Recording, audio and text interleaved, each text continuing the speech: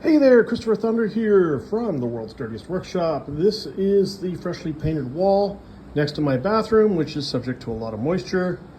And what the hell is this? Well, it turns out that the way SKK paints dry, okay, it's a Japanese paint,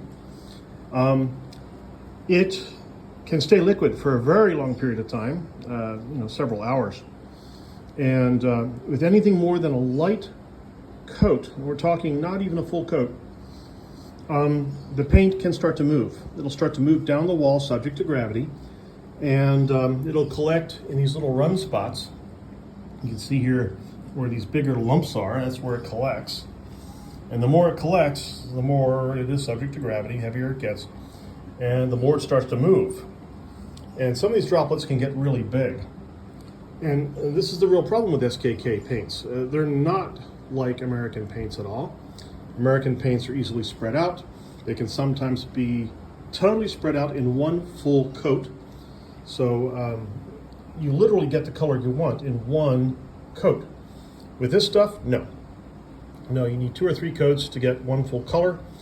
And when you do, the first thing that happens is it starts to run. And you're going to see that going on throughout this wall here in smaller areas, but this is the one I couldn't seem to beat. Now, part of the problem is even after it has become somewhat plastic, it is still somewhat liquid. So you're trying to brush it out, and all it's doing is the paint is breaking. The bristles of the brush are stretching the paint out. It's starting to break and tear and do funny things, and it almost looks fibrous. And you give it another 10 minutes after you've really work the brush hard into the paint. So you're tearing up the paint, you're causing these fibrous little sections to grow. Eventually it looks like the surface of the ocean from really high up. So it gets really nasty looking. Well, those fibrous areas will start to reabsorb into these little droplets. So you can try and spread that paint out, but it won't spread. It is too, I would say, solid, but not quite liquid. And you just can't move it around. All you can do is kind of smooth it out.